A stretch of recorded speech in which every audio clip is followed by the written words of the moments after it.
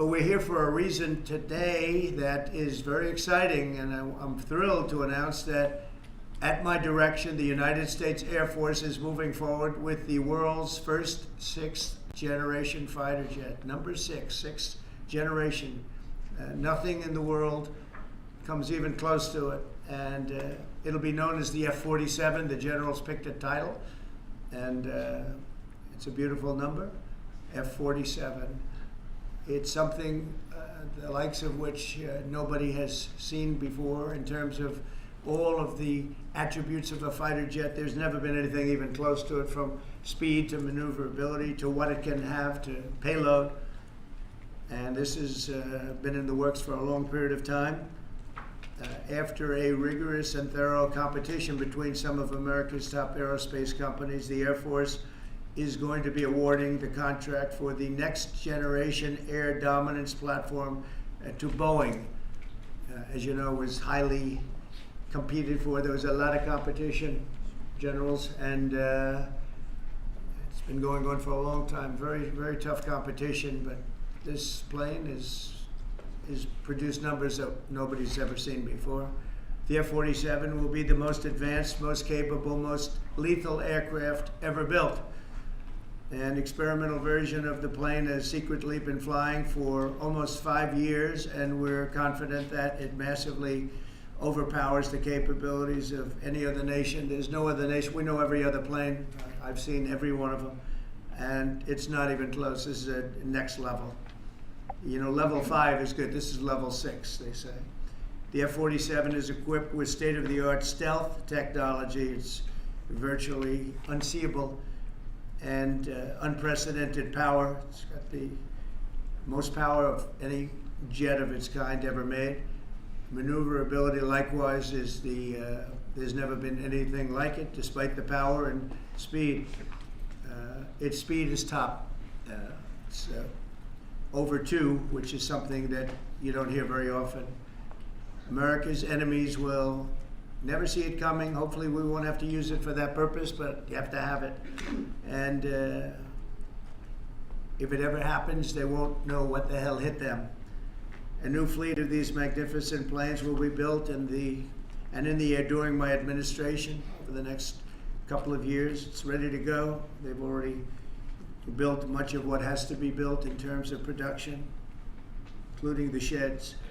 We'll ensure that the USA continues to dominate the skies. We've given an order for a lot. We can't tell you the price because it would give way to some of the technology and some of the size of the plane, good sized plane. This contract also represents a historic investment in our defense industrial base, helping to keep America at the cutting edge of aerospace and technology. Our allies are calling constantly. They want to buy them also, and certain allies will be selling them, perhaps toned down versions. We like to tone them down about 10%, which probably makes sense because someday maybe they're not our allies, right? But I would like to ask Secretary Hegseth, who's doing a fantastic job. He's really been very inspiring in so many ways, and I must say that before he speaks, we have had record people wanting to join our military in the last 2.5 months, literally since this, I think probably since the election, November 5th, but especially since we came to office and since I announced Pete. He's young, he's smart, he's strong, he loves it, and they love him. But we've had record numbers of people wanting to join our military. Now, if you go back 6 months, it was the exact opposite.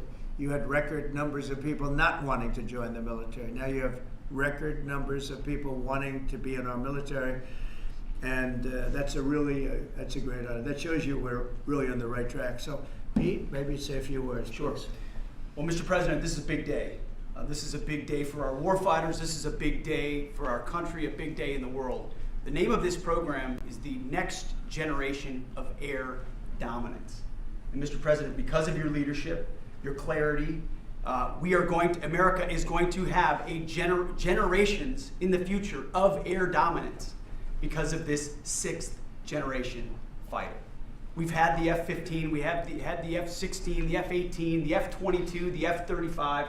Now we have the F-47, which sends a very direct, clear message to our allies that we're not going anywhere, and to our enemies that we will be able to project power around the globe unimpeded for generations to come. Mr. President, this is a gift to my kids and your kids, to my grandkids and your grandkids. This is a historic investment in the American military, in the American industrial base, in American industry that will help revive the warrior ethos inside our military, which we're doing, rebuild our military, which the previous administration did not do, by the way, Mr. President. They paused this program and were prepared to potentially scrap it. We know this is cheaper, longer range, and more stealthy. President Trump said we're reviving it and we're doing it. And then we are also going to reestablish deterrence. Under the previous administration, we looked like fools. Not anymore. President Trump has reestablished American leadership. The F-47 is part of it. And Mr. President, thank you for having the courage to do it and leading the way for all our warfighters. Thank you very much, Pete. One of the things I will say, but the generals are going to speak in just a couple of seconds, but this plane flies with drones. It flies with many, many drones, as many as you want, and it's a technology that's new, but it doesn't fly by itself. It flies with many drones, as many as we want, and that's something that no other plane can do. So I'd like to introduce, if I might, Air Force Chief of Staff General David Alvin, and also General Dale White, two incredible people that I've known over the years, but I got to know them really well over the last few months. And would you say a few words, please, General? Thank you very much, Mr. President. Mr. President, Mr. Secretary, thank you so much for your unwavering commitment to our military. I will say that this is a big day. This is a big day for our United States Air Force as well. You know, air dominance is not a birthright, but it's become synonymous with American air power. But air dominance needs to be earned every single day. And since the earliest days of aerial warfare, brave American airmen have jumped into their machines, taken to the air, and they've cleared the skies.